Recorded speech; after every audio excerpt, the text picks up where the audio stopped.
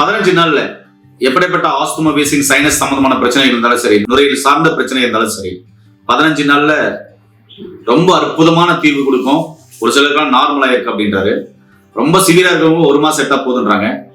இந்த இன்லர் யூஸ் பண்றவங்க எல்லாம் கூட பாத்தீங்கன்னாக்க ஒரு சில நாள்ல அதை நிப்பாட்டிடலாம் அப்படின்னு சொல்றாங்க. இது எப்படி சாத்தியம்?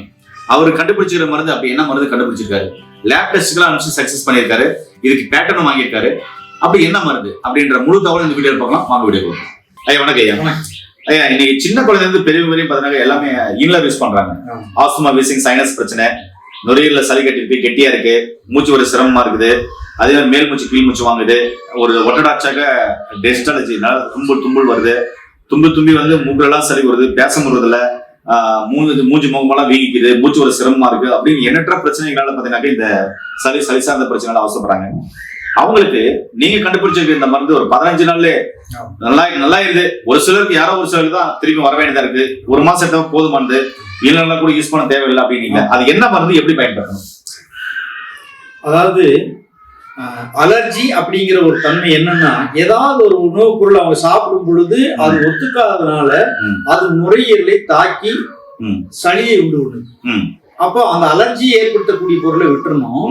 அப்படியே அலர்ஜி இருந்தாலும் அந்த அலர்ஜியை நாளடைவில் நோய் எதிர்ப்பு சக்தியை கொடுத்து குணப்படுத்தக்கூடிய இந்த மாத்திரை சாப்பிட்டாச்சுன்னா அந்த அலர்ஜி அல்லது தீர்ந்து நோய் எதிர்ப்பு சக்தி உருவாயிடும். இந்த மருந்து நுரையீரலை வலுப்படுத்தி அதனுடைய இயக்கத்தை சீராக்கக்கூடிய ஒரு பெரிய மருந்து. சித்தர்கள் சொன்ன முறைப்படி செஞ்ச பெரிய மருந்து.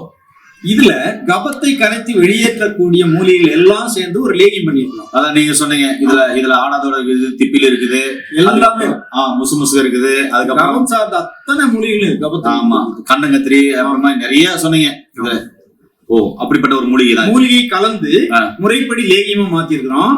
அப்போ கபத்தை கரைத்தல், நோய் எதிர்ப்பு சக்தியை அதிகப்படுத்தல், நுரையீரலை பலப்படுத்துதல். அந்த கரைந்த கபத்தை வெளியில் கொண்டு வருவதற்கு எக்ஸ்பெக்டாரண்ட் அப்படின்னு சொல்லுவாங்க. அது வந்து இந்த ஆடாதோட மணப்பாகு. இதுவே நம்ம ஏவிஎம் டெம்பிள்ல எல்லாமே லைசன்ஸ் எடுத்து நம்ம தயார் பண்றோம் முறைப்படி. அதனால இந்த செட்டை அப்படியே சாப்பிட்டு இருந்தாங்கன்னா 15 நாள்ல அவங்களுடைய பிரச்சனை தீர்ந்து சாந்தமா வருவாங்க. அவங்க பிரச்சனை சாந்தம் வந்துருவாங்க. அடுத்த ஒரு 15 நாள் தேவைப்பட்டா எடுத்துக்கலாம். ஒரு சிலருக்கு மட்டும் 20 வருஷமா இருக்குது, 30 வருஷமா இருக்குன்னா கொஞ்ச நாள் சாப்பிட்டு நல்லா பண்ணிக்கலாம். அவ்வளவுதான். அவங்க நோய் தீரும் வரை சாப்பிட்டா குணமாயிரும். அப்புறம் மீண்டும் வராது. அடுத்த டிசம்பர் சீசனுக்கு வராது. இது டிசம்பர் சீசனுக்கான நோய். இந்த ஆஸ்துமாங்கிறது நவம்பர் டிசம்பர்ல தான் வரும். அந்த நேரத்துக்காக நம்ம அந்த நேரத்துல நிறைய தயார் பண்ணி வச்சுக்குவோம். இது கொடுத்தாச்சுன்னா, ஒரு செட் கொடுத்தாச்சுன்னா நல்லா இருக்கும். தேவைப்பட்டா இந்த சிவாஞ்சனம்ங்கிற இந்த விக்ஸ் மாதிரி வெளி விக்ஸ்ன்னு சொல்லுவாங்கல்ல, அதெல்லாம் வந்து ரசாயன பொருள்ல செய்யறது. நாம வந்து மூலிகை பொருட்களாலேயே இதை செய்யறோம். இதை வந்து நெஞ்சில, தொண்டையில, மூக்குல, நெத்திலாம் தடவிக்கலாம். தலைவலி 30 செகண்ட்ல நல்லா இருக்குல்ல, இந்த தைலத்தை யூஸ் பண்ணிக்கலாம். சில சமயம் இது நல்ல கையில தடவிட்டு அப்படி வாயில் இருக்கும். மூக்குல பிரச்சனை மூக்குல இருக்கும். அப்படியே பிரீத்திங் ஃப்ரீ ஆகும். இப்படி சத்து பொருட்களை கொடுத்து நோய் சக்தியை தீர்த்து கபத்தை கரைத்து வெளியேற்றுவதன் மூலமாகவும் நுரையீரலை வலுப்படுத்துறது மூலமாகவும் தான் இதை சரி பண்ண முடியுமே ஒழிய வெறும் இந்த கபத்துக்கான மருந்து கொடுத்து மட்டும் தீராது. இருமலுக்கான இந்த சிரப் கொடுத்து மட்டும் தீராது. இந்த செட்டா இதை சாப்பிடும் பொழுது ஒரு 15 நாள்ல அவங்க முழு கட்டுப்பாட்டுக்குள்ள வந்துடுறாங்க. சிலருக்கு 1 மாசம் தேவைப்படுது. மற்றும் சிலர்லாம் ரொம்ப 20 வருஷமா இருக்கு, பிறந்ததுல இருந்தே இருக்கிறவங்க எல்லாம் சாப்பிட்டு 3 மாசத்துல நல்லா இருக்காங்க. அந்த மாதிரி அவங்களுடைய தன்மையை பொறுத்து நம்ம நாட்கள் முடிவு செய்யப்படும். அவங்களுக்கு குணமானா விட்டுறலாம், அடுத்த சீசனுக்கு வராது.